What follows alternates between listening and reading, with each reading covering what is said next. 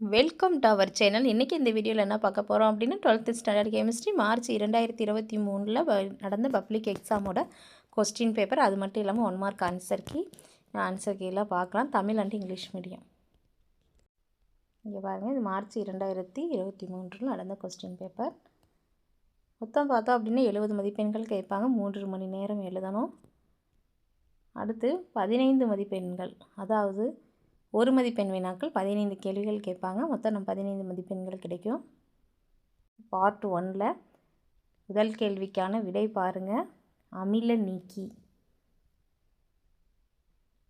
Magnesia பால்மம் லேசாக பயன்படுகிறதுனா அமில நீக்கி விடை.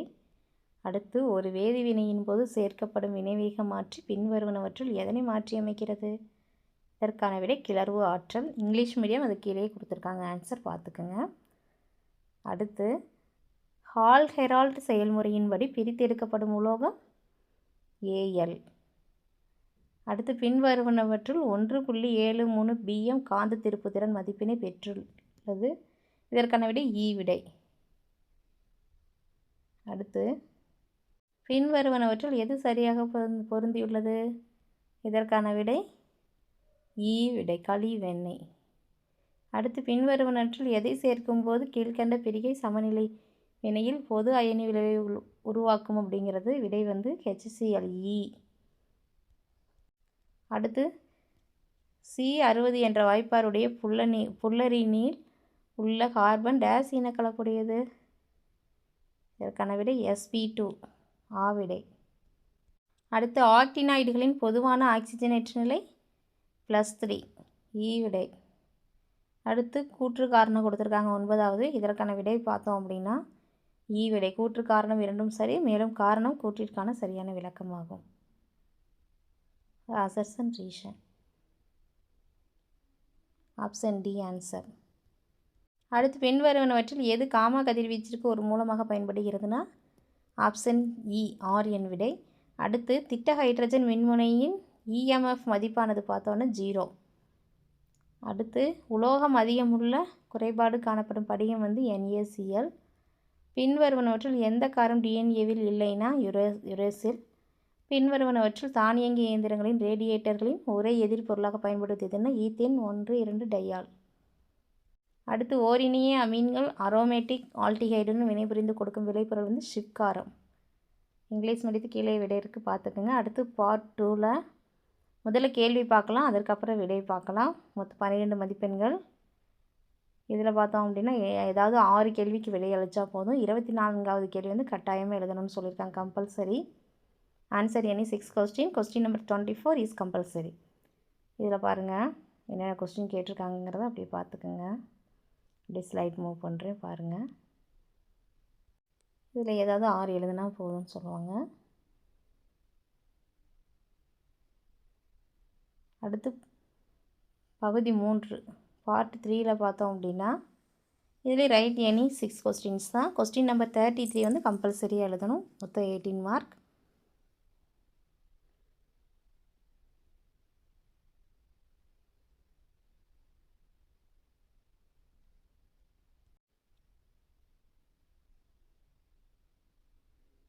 என்னென்ன கேள்விகள் கேட்டுப்பான்னு பாருங்கள். இதெல்லாம் ஒரு மாடலுக்கு தான் உங்களுக்கு.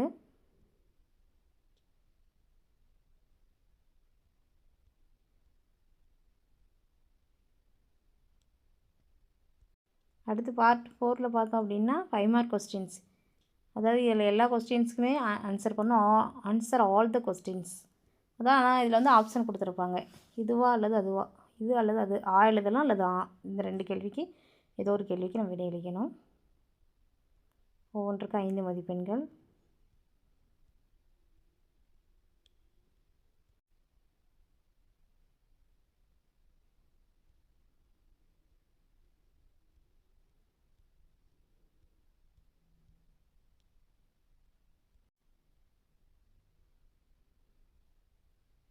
இப்போ நம்ம தமிழ் மீடியம் இங்கிலீஷ் மீடியம் ரெண்டுக்கும் ஆன்சர் கீ பார்க்கலாம். தமிழ் மீடியம் ஆன்சர் கீ இங்கே கொடுத்துருக்காங்க, பார்த்துக்குங்க. நம்ம 1 மதிப்பெண் வினாக்களுக்கு ஏற்கனவே விடை பார்த்தோம்ல, அதுதான் அது. இது ஏ டைப், பி டைப்னு 2 டைப்ஸ் ஆஃப் கொஸ்டின் இருக்கும். இதுக்கான ஆன்சர் தான் இது. பார்ட் 2ல் பார்த்தோம் அப்படின்னா 12 மார்க்ஸ் எனி 6 கொஸ்டின் கேட்டிருக்காங்க. ஃபஸ்ட்டு 16 கொஸ்டின் பாருங்கள் ஆன்சர். சல்பைடு தாது, களினா, ஜிங்க் பிளான்ட். சரியான ஏதேனும் 2 உதாரணங்கள் எழுதணும் அல்லது அதோட பெயர் வாய்ப்பாடு எழுதணும். சரியா? சல்பைடு தாதுலாம் 1 மார்க் கிடைக்கும். அடுத்து இந்த கீழே எழுதுறதுக்கு 1 மார்க் கிடைக்கும். மொத்தம் 2 மதிப்பெண்கள். சரியா? களினா, ஜிங்க் பிளான்ட் அப்படிங்கிறத எழுதலாம். இல்லைன்னா வேறு ஏதாவது 2 உதாரணங்கள் எழுதலாம். இதோட பெயர் வாய்ப்பாடு எழுதலாம். களினா, ஜிங்க் பிளான்ட்டுக்கு அரை மார்க்கு. அடுத்து மீதி இருக்கிறதுக்கு ஒரு அரை மதிப்பெண்கள், மொத்தம் 1 மதிப்பெண்கள் கிடைக்கும். அடுத்து ஏதேனும் 2 பயன்கள், 17வது கேள்விக்கு 2 பயன்கள் எழுதினீங்கன்னா 2 மதிப்பெண்கள் கிடைக்கும். அடுத்து 18வது கேள்விக்கு வந்து மைய அணுக்கு சரியான வரையறை எழுதணும். வரையறை எழுதினீங்கன்னா 2 மதிப்பெண்கள் கிடைக்கும். அடுத்து 19வது கேள்விக்கு எஃப்சிசி அளவுகோட்டில் காணப்படும் அணுக்களின் எண்ணிக்கை. இது மேலே இருக்கிற ஸ்டெப்புக்கு 1 மதிப்பெண், கீழே இருக்கிறதுக்கு விடை கண்டுபிடிச்சிங்கன்னா 1 மதிப்பெண். மொத்தம் சரியான அமைப்பு இந்த மாதிரி எழுதினீங்கன்னா 1 மதிப்பெண். மொத்தம் சரியான அமைப்பு மட்டும் எழுதிருந்தீங்கன்னா 1 மதிப்பெண் தான் கிடைக்கும். சரியா? இந்த 2ஐயும் முழுசாக எழுதியிருந்தீங்கன்னா 2 மதிப்பெண்கள் கிடைக்கும். அடுத்து இணை அமில கார இரட்டை. இதற்கான விடை இங்கே இருக்குது பாருங்கள். மேலே இருக்கிறத எழுதுனா 2 மதிப்பெண்கள் கிடைக்கும். கீழே சரியான விளக்கம் அல்லது ஏதேனும் ஒரு அமிலக்கார இணை மட்டும்தான் குறிப்பிட்டிருந்தீங்கன்னா 1 மதிப்பெண் தான் கொடுப்பாங்க, பார்த்துக்கோங்க. அடுத்து 27வது கேள்விக்கு சரியான விளக்கம் எழுதுனா 2 மதிப்பெண்கள் கிடைக்கும். அடுத்து 22வது கேள்விக்கு இங்கேயே கொடுத்துருக்காங்க.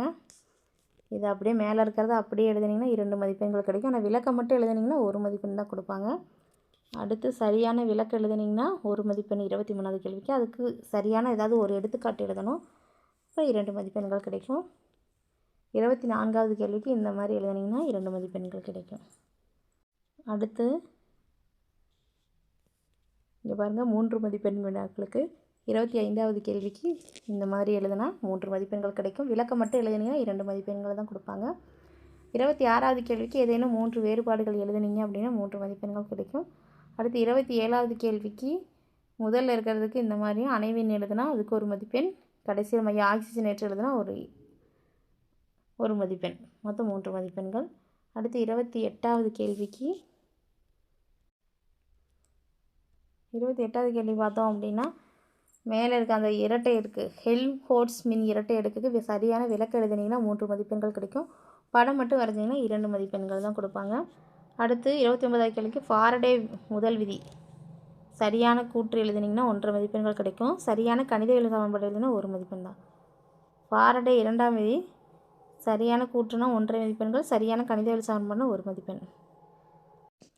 அடுத்து 30வது கேள்வி பாருங்கள். இதுக்கு 3 மதிப்பெண்கள் கிடைக்கும். ஏதேனும் ஒரு சரியான அமைப்பு எழுதி அல்லது ஏதேனும் ஒரு சரியான அமைப்பு எழுதியிருக்கணும். அடுத்து 31வது கேள்வி பாருங்கள். மேலே இருக்கிறது அந்த இது ஃபுல்லாகவே எழுதியிருந்தீங்கன்னா 3 மதிப்பெண்கள். சோடியம் ஈத்தாக்சைடு இல்லாத வினை எழுதியிருந்தீங்கன்னா 2.5 மதிப்பெண்கள்.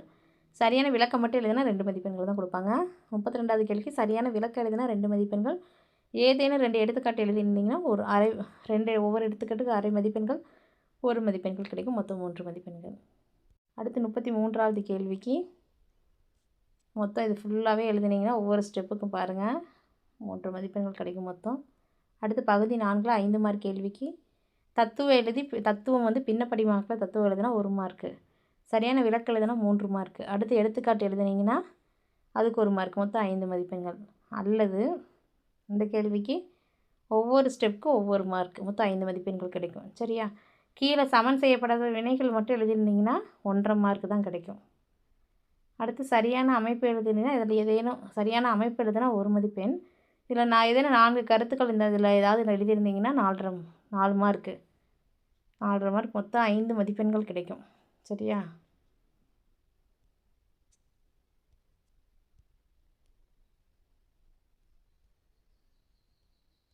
இதை எழுதுனா 3 மதிப்பெண்கள் தான் கொடுப்பாங்க. அடுத்து கீழே 2வது ஸ்டெப் இதை எழுதணுமா, இதை எழுதினா தான் மொத்தம் நம்மளுக்கு 5 மதிப்பெண்கள் வந்து கிடைக்கும். மேலே இருக்கிறது மட்டும் எழுதுனீங்கன்னா 2 மதிப்பெண்கள் கிடைக்கும்.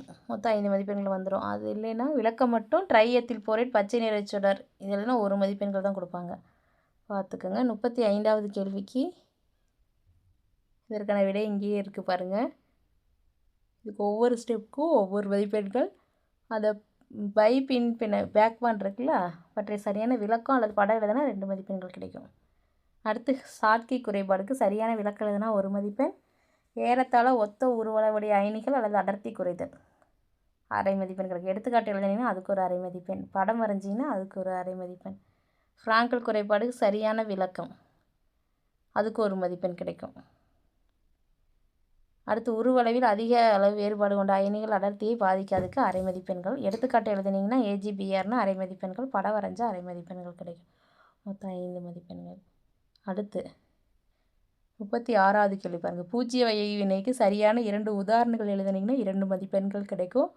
தோல் பதனிடுதல் குழுமத்தின் ஏதேனும் ஒரு பயனுக்கு 1.5 மதிப்பெண் கிடைக்கும். ரப்பர் தோல் குழுமத்தில் ஏதாவது ஒரு பயன் எழுதுனீங்கன்னா அதுக்கு 1.5 மதிப்பெண்கள். மொத்தம் 5 மதிப்பெண்கள் கிடைக்கும். அடுத்து பாருங்கள். ஆஸ்வால்ட் நீர்த்தல் விதிக்கான சமன்பாடு எழுதுனா ஒவ்வொரு ஸ்டெப்புக்கும் ஒவ்வொரு மதிப்பெண்கள் பார்த்துக்குங்க. 37வது கேள்விக்கு விடை இங்கே இருக்குது. இதில் சரியான சமன்பாடு எழுதியிருந்தீங்கன்னா 3 மதிப்பெண்கள் கிடைக்கும். விளக்கம் மட்டும் எழுதினீங்கன்னா 2 மதிப்பெண்கள் தான் கொடுப்பாங்க.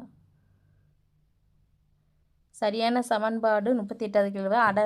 சரியான சமன்பாடு எழுதினா 3 மதிப்பெண்கள் கிடைக்கும். அடர்கந்தக அமிலம் குறிப்பிடவில்லைன்னா 2.5 மதிப்பெண் தான் கொடுப்பாங்க. விளக்கம் மட்டும் எழுதினீங்கன்னா 2 மதிப்பெண்கள் தான் கொடுப்பாங்க. சரியான சமன்பாடு எழுதியிருந்தால் 2 மதிப்பெண்கள் கிடைக்கும்.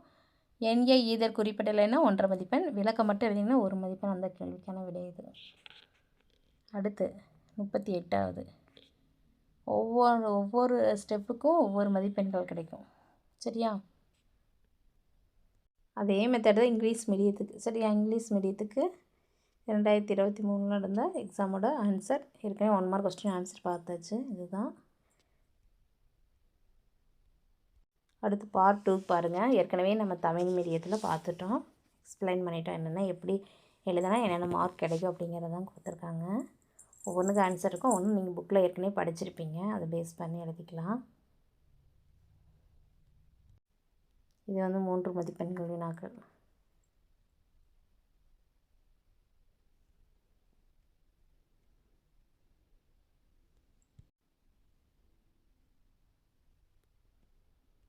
பார்ட் 4 5 மதிப்பெண்கள் வினாக்கள்.